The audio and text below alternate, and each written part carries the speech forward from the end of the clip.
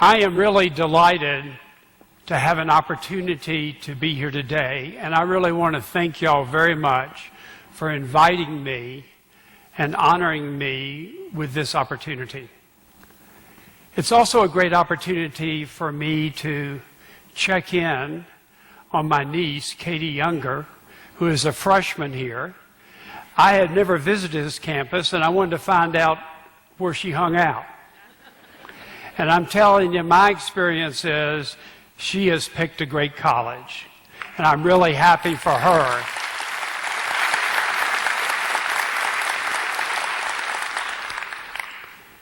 The other thing that I want to share with you is that my family, starting in 1690, spent almost 230 years in the Carolinas. Starting in the eastern part of the Carolinas and in the 1790s, moving to the western part of the Carolinas. But I grew up in Kentucky. And when I moved to Charlotte, a very good friend of mine called me and he said, "I need to warn you about those people in Carolina." I said, "What do you mean?" He said, "Let me just tell you a story and this will tell you everything."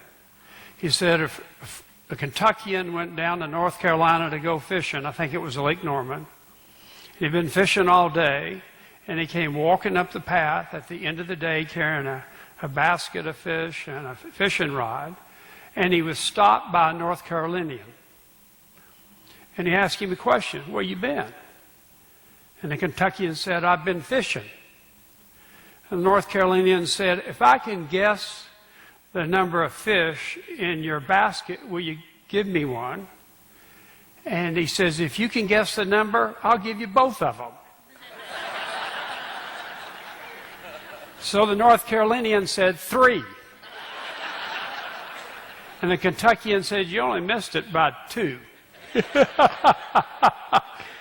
lot of gamesmanship, I suspect, and maybe it's a story that none of us are as smart as we think we are. But the fact of the matter is, I have been blessed in my life to have been a CEO of a power company for the last, as of this month, 22 years. I have been blessed because I wake up every morning knowing that I'm responsible for providing electricity to 11 million people. I'm blessed because I know I have an opportunity to play a role in shaping energy and environmental policy, not just for today, but for future generations.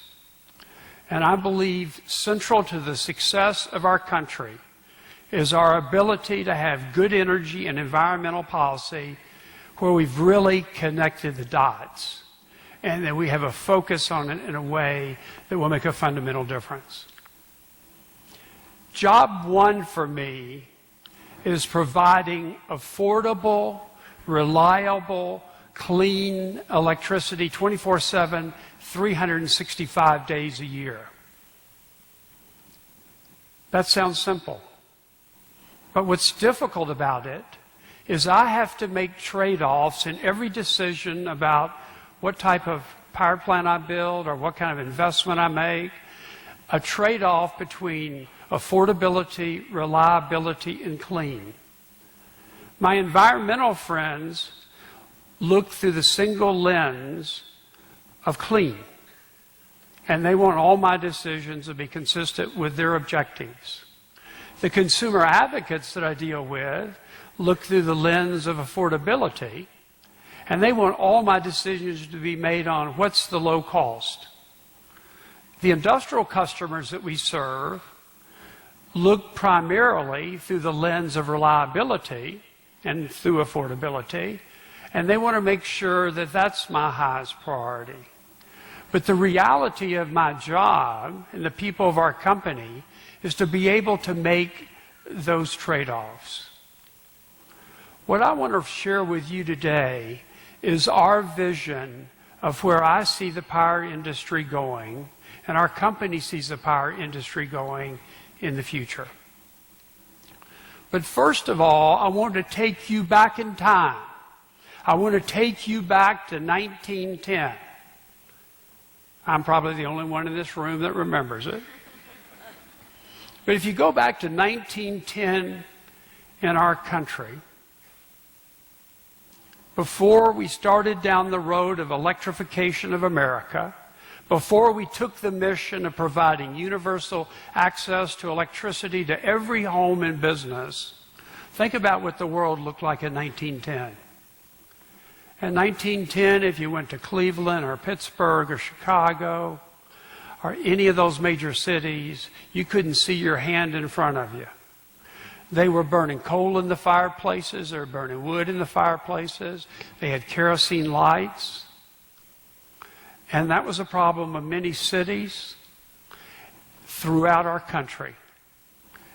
Then we took the assignment, investor-owned utilities, co-ops, working together to provide electricity to every person in every home during that period of time. And the question is, we succeeded.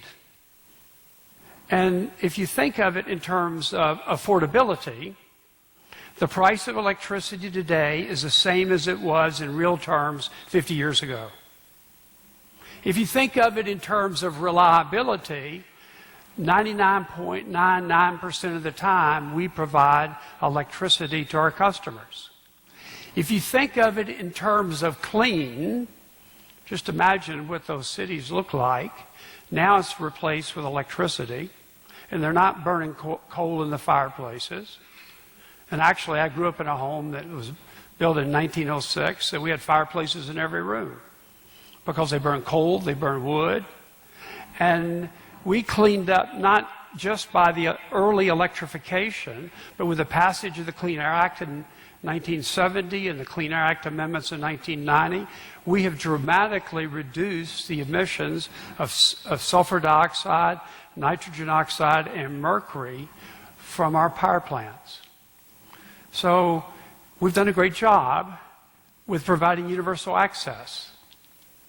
And actually, the National Academy of Engineers, chaired by Neil Armstrong, who used to serve on my board of directors, and by the way, when I thought I needed his vote, I always started my presentation by simply saying, one small step. I didn't always get his vote, but the National Academy, under his leadership, said the greatest engineering achievement of the 20th century was the electrification of America. Not the computer, not the internet, and I can run through a whole list of things, but the electrification of America. But why did they say that? I think if you went back to 1910 and you tried to envision what electricity would enable in the future, no one would have been able to see that it would lead to refrigeration, to air conditioning that fundamentally changed the south and the southwest of our country. They would have never envisioned X-rays or MRIs or a lot of modern medicine. They would have never envisioned TV or radio or computers or the internet. Unlike Al Gore, we didn't invent it. We just provide electricity to it. But the fact of the matter is, we enabled a lot that when we started down the road, we had no idea that we would be able to actually enable what has fundamentally changed our lives. What became so clear in the 20th century was the link between prosperity and electrification. I know that. I just recently returned from Kenya, where I was on a safari, and part of it was not just seeing the incredible number of animals, but going to different villages with my grandchildren, because I wanted them to see the life of the people there. They did not have electricity. And when you think today there are 1.6 billion people who have had no access to electricity, think about their inability to live in the modern age. And so I believe the electrification of America has really put us, our standard of living today is a direct result of that. But that was the 20th century. And we're in the 21st century, and I believe what has to happen is that we have to change our mission. And I want to share with you what that mission is.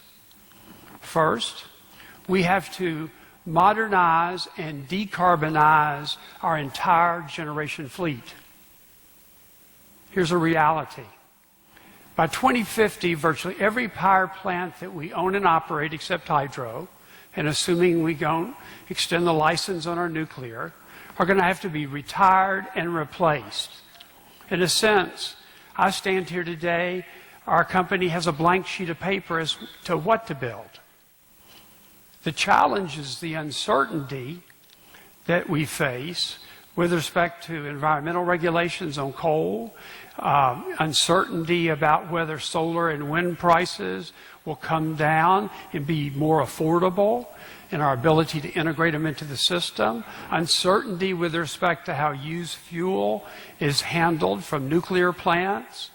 So and whether or not there will be legislation that puts a price on carbon. So we face a lot of uncertainties in terms of our choice to build.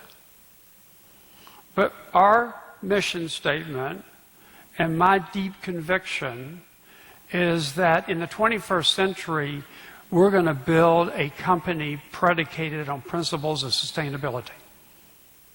Because to me, that is central to our mission as we go forward and as we make these choices about the type of generation that we build in the future. And there are pluses and minuses to each, and I can get into a long conversation about that. Our second mission is really to modernize our grid. Think about this. We have an analog grid providing electricity to digital devices. In 1980, there were only 3 devices in every home. Today, there are 25 devices in every home that require electricity. So what we really have to do is to turn our analog grid into a digital grid. Simply put, we have to create two-way communication on it. So we have the capability, at the end of the day, to be able to identify. I mean, think about this. In the 21st century, we don't know when a customer is out unless they call us. So we won't, with digital capability, we'll have a much better ability to identify that, to identify opportunities or places where we might lose power. So the second mission is modernize our grid. Our third mission is to make the communities we serve the most energy efficient in the world. I feel more passionate about that mission than any single one. Because what I see in the future is the 1.6 billion people that have no access to electricity today. And what I see is between now and 2050, the world is going to grow from 6.5 billion to 9 billion. In the United States, we're going to increase our population from 300 to 400 million. And the best way we can increase the standard of living for our people in future generations, when there's going to be this great battle over scarce resources, is to make our communities the most energy efficient possible. That will allow us to raise the standard of living going forward. I believe that how we think about it is going to fundamentally change. I asked myself the question recently as I thought about these 3 missions. And I picked this quote up from a book where a guy said, I wake up every morning wondering what I'm dead wrong about. I hope you don't wake up that way. And basically, I put together a presentation to my board saying, this is our strategy today. And I made the simple proposition, what if I am dead wrong about what the scientists have said about carbon? And what would we change with respect to our plans today? in terms of the type of power plants we're building and our modernization efforts, our investments in energy efficiency. And at the end of the day, very little, if anything, would we really change. Because today, we are building the world's largest coal gasification plant. It will be the cleanest coal plant in the world in Indiana in the coal fields. We're building a plant in North Carolina, in Rutherford County, in Cumberland County, kind of there on the border, basically cliffside. That's an 800 megawatt plant. It's super critical, and it will allow us to shut down 1,000 megawatts of old plants that are emitting significant SO2, NOx, and mercury, reduce our environmental pollutant footprint, but make our product have better carbon intensity, a lower carbon intensity. The plant that we're building in Indiana will allow us to retire 300 or 400 megawatts. It's a 630 megawatt plant.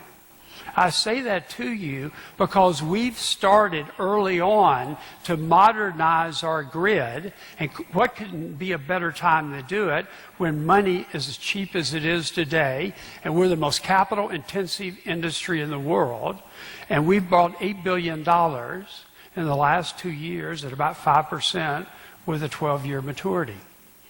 And we have a capital program of $25 billion over a 5-year period.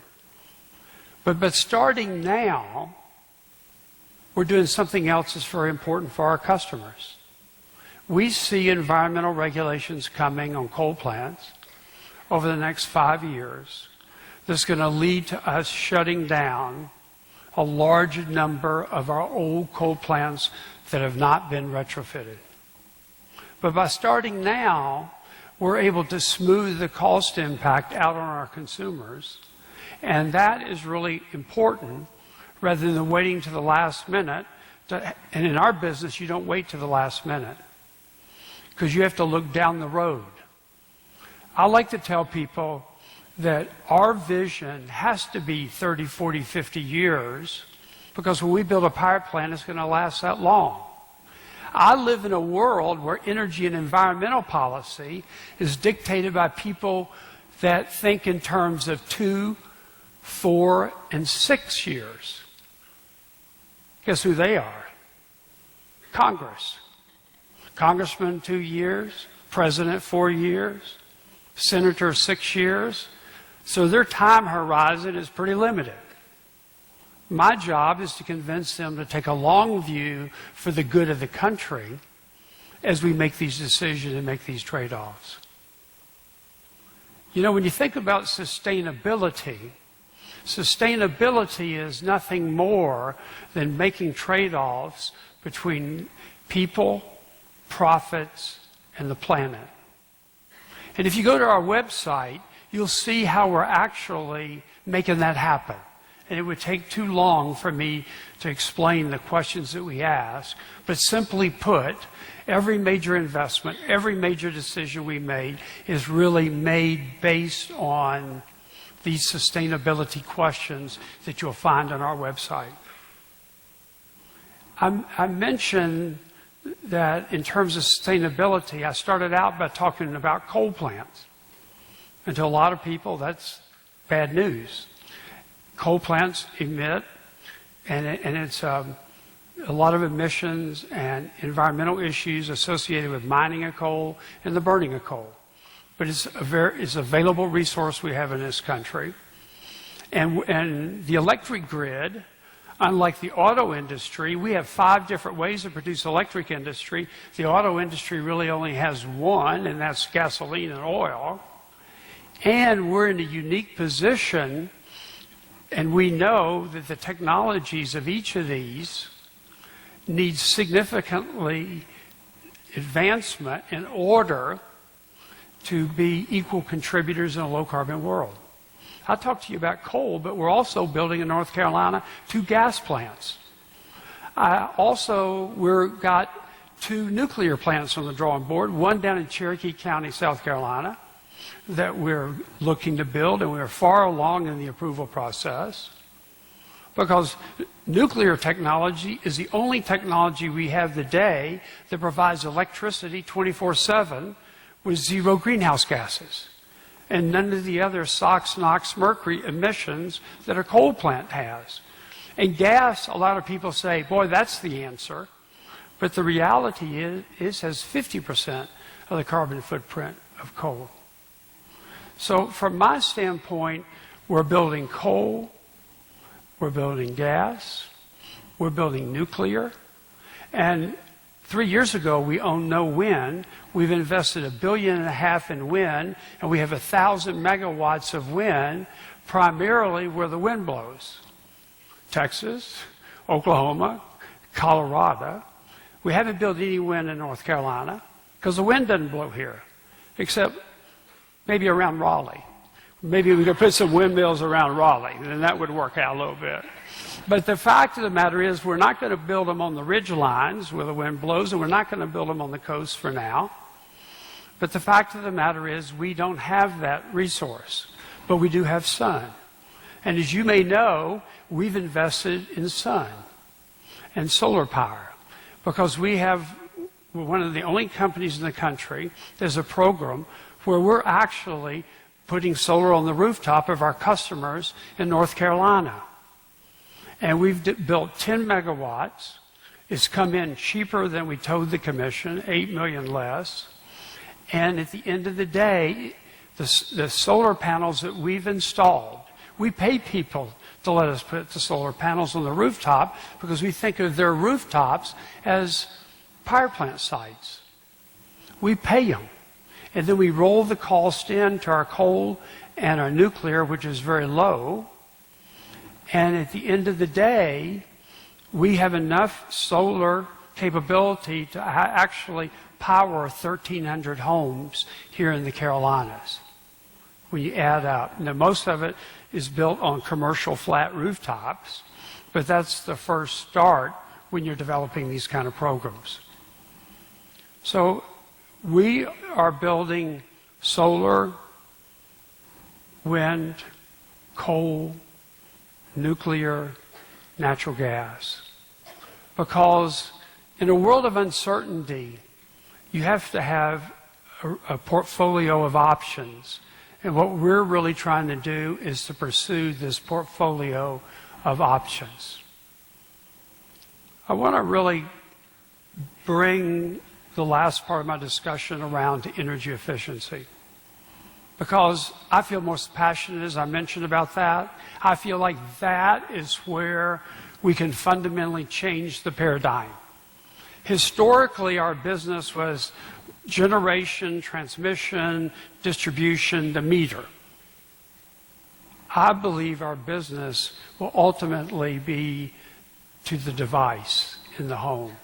I envision a world where we will be able to put sensing devices with every one of the 25 devices in your home, and that we'll be able to help you, consistent with your comfort and convenience criteria, produce significant productivity gains in your use and lower your usage.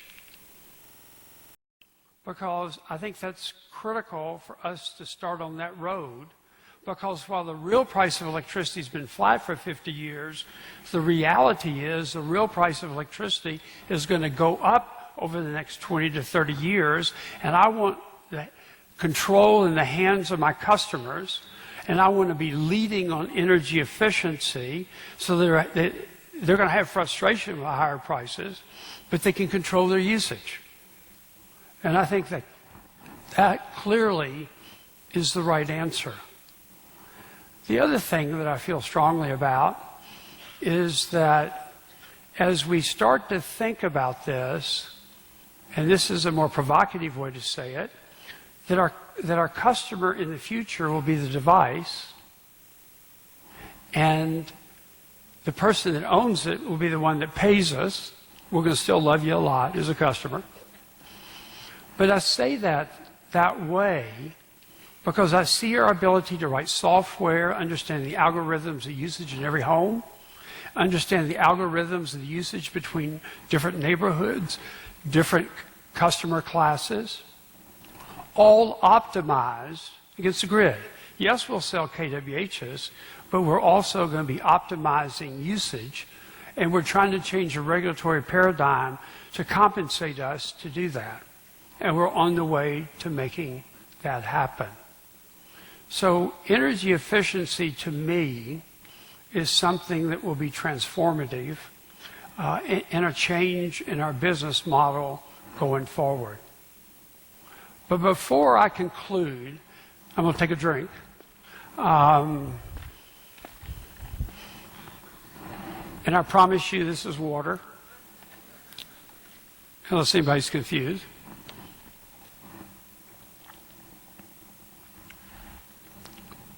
The problem I have is I have sinus problems, and I've been flying the last couple of days a lot. And I oftentimes find myself at a place where I have a tough choice between breathing and talking. And I prefer to do both. But let me bring this to a close, because I really would like to entertain your questions. Bring this to a close by really telling you why what we're trying to do is going to be transformative. In the same way, those who started our industry in 1910 couldn't enable all that came afterwards because of electricity. We stand here today and we can't see what we will enable. I can see electric vehicles. We have the ability to do that with our existing power plants and not build new power plants, and allow our country to wean ourselves from foreign oil, which to me should be one of our top priorities for a variety of different reasons. And because electricity can be produced 5 different ways, it's better than oil. I know Professor Davis was touting gas at lunch, and I'm good with gas. We have 500,000 gas distribution customers. I think gas can be used, compressed natural gas, but probably in big vehicles like trucks. But it's going to turn out to be much cheaper to do electric vehicles because you don't have to build out this huge infrastructure, because the infrastructure is in place, because we're getting our grid ready so you can just plug it in your garage. Or you can plug it in at work. So we see the electric vehicle as one thing we can enable by having a digital grid, having new meters with the ability to do two-way communication. We think that we will fundamentally transform the use of electricity in this country and reduce it per family, per business in a dramatic way. I'll give you one example. We did a pilot in South Charlotte, in the McAlpins area. We took 100 homes, and we did this project. And what we did is we went to them and asked them if it was okay. We put devices, sensing devices on some of the equipment, their refrigerators, their dishwashers, their HVAC, whatever, in the homes. And then what we did, and the best example I can use is this, is that when they turned their dishwasher on, it took about 30 seconds to 60 seconds to really start. But at the same time, a signal was sent to the refrigerator, and they started to cycle down the refrigerator. And by the time the dishwasher came on, the amount of usage in the house was the same as it was before they turned the dishwasher on. We did this, and what we found is that we were able to reduce usage 20%. Imagine, 20% during peak times just by using this technology. And I thought that was remarkable. And as I look to the future, if we can use technology to do that, that will be transforming. Because guess what?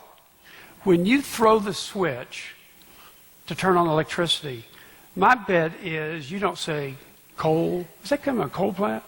How many people think it came from a nuclear plant? How many think from natural gas? You don't think about that. I bet you don't think about anything. If the lights don't come on, I know what you're thinking. You're probably saying, damn utility, or something kind of equivalent. But I don't believe, there's some people that believe that people's behavior will change. I believe because our bill represents 1.9% of the disposable income, that's not going to highly motivate people within a home to change their behavior. But if we can make it as back of mind as throwing that switch by designing a program that automatically operates or puts their house in cold storage, for instance, when they go away on vacation, that would be transformative. So I'm a great believer we're in a time of history where the convergence of technology is occurring, and we're going to be an adapter, an integrator of this technology. We're, in a sense, going to become a technology company, much like we were thought of as a technology company when we brought electricity in the 1920s and 30s and 40s to communities all around the country. But the final thought is this, and this is a thought that I hope is part of your thinking in your everyday life.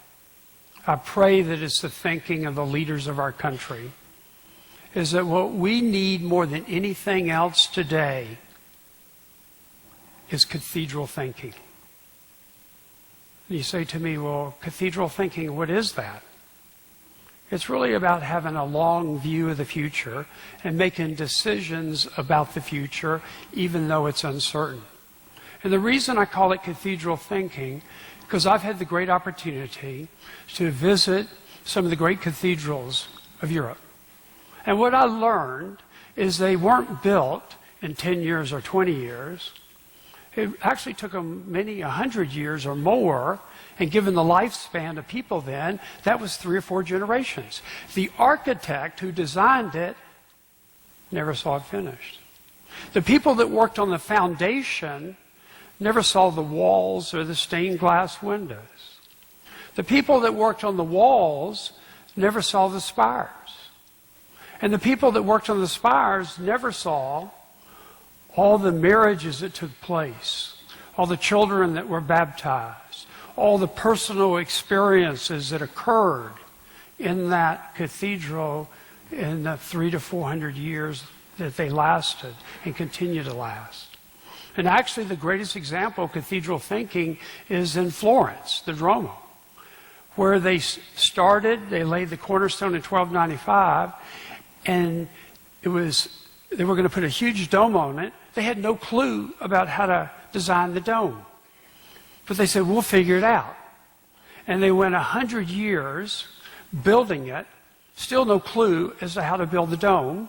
Finally, they had a contest in the early 1400s and a guy came up with this idea, and they actually built the dome. Can you imagine trying to build something today for over 100 years? You're going to put time and energy and money into it, not knowing how to put the roof on it? But they did, and that dome is bigger than the dome that's today is over the Congress in Washington. So what was unique about them, and what do we need today? They had a vision about the future. They had a belief about it. They were committed to it. They dedicated their lives to it, even though they knew it would not be finished. What we need in this country today is just that kind of thinking. And as I listened to the professor's presentation of the economics, it was a little depressing. It was way depressing. But I have great confidence in the American people because we've been a can-do country.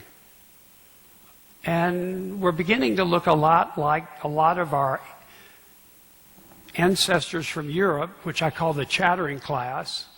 We're becoming more like the chattering class and not the can-do class. What made this country great was the can-do class.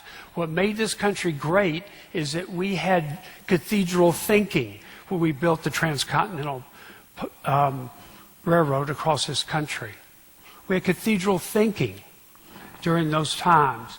We need, and in our industry, probably more than any industry, because we build plants that last 40 and 50 years, we need that kind of thinking. But what we need is everyone in this room to have that kind of thinking, because it will get our country back on the right road, and we will get our mojo back. I hope, Professor Davis, faster than you suggest, but probably not. But ultimately, we'll get it back, and we can do it, but we need cathedral thinking. And in my business, I wake up every day knowing I got to have the long vision. I got to be committed to sustainability, and I got to be committed to making this transition to a low-carbon world. Thank you all very much.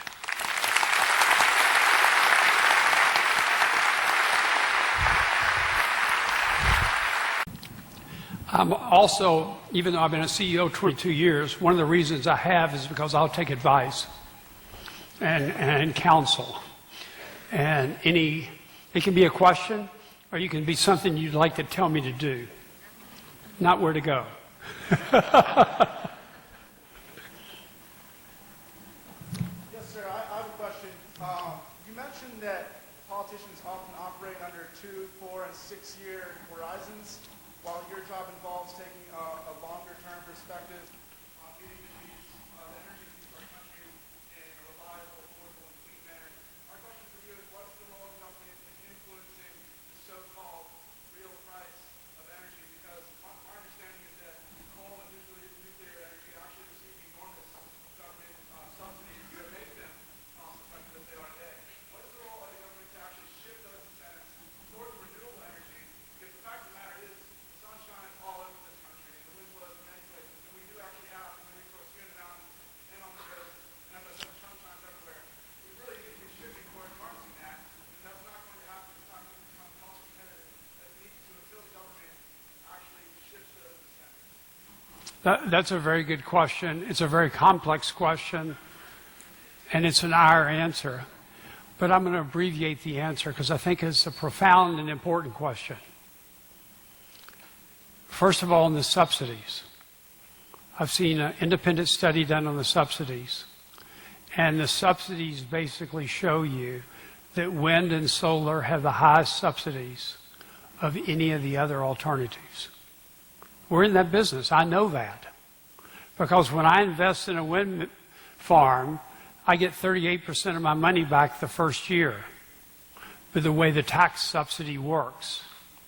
And the government policy is they're mandated to take it, regardless of whether it's efficient or not, or low cost or not. And I get an underlying contract. So I understand the subsidies of wind and solar very well, and I'm making money using them. I would much rather be a seller of wind than a buyer of wind for my customers, given the price differential today. The other way I would say this is that if you look at nuclear over the long term, and if we move to a carbon-free world, and we're really trying to reduce our emissions footprint, I would say that nuclear over the long term will trump coal as base load, because of so many environmental issues in the life cycle of a coal plant, starting from when you dig it out of the ground, till you transport it, till you burn it, until you turn it into electricity. So I have a view, and 2050, I have a view also that solar will trump wind in the long term, because wind, in this country, the wind blows in certain regions. I have a map. I know where the wind blows in this country. I know where the sun intensity is the greatest because I want to make smart investments. It isn't as intense every place, but if you have to build all these transmission lines, it's very difficult. It takes 10 years to build a transmission line because there's no eminent domain, and the same people that tell me build renewables because you can build them in Wyoming and ship it to Chicago, they don't realize that it's going to take me 10 years to get the transmission line built. if I ever get it built.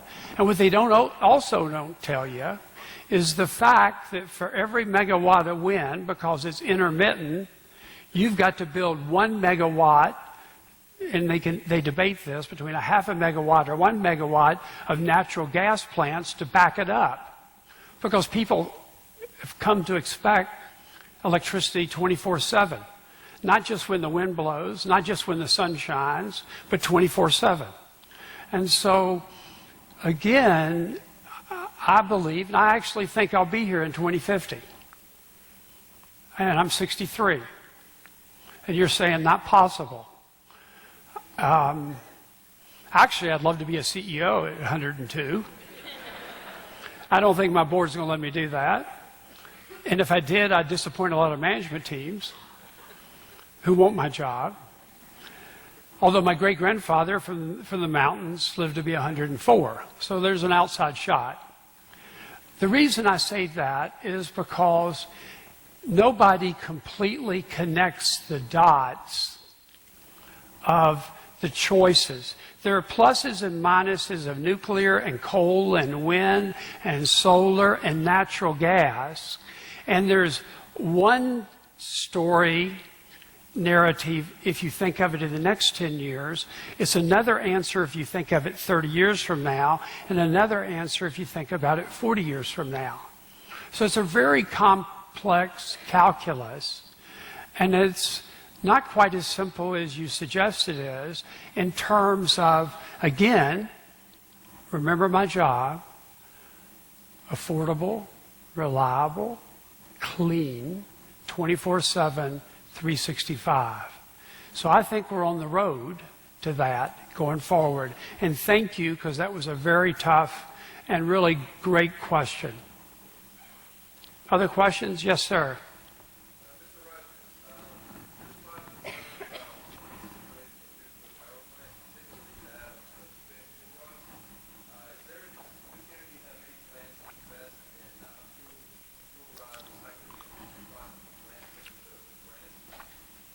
That's a very good question.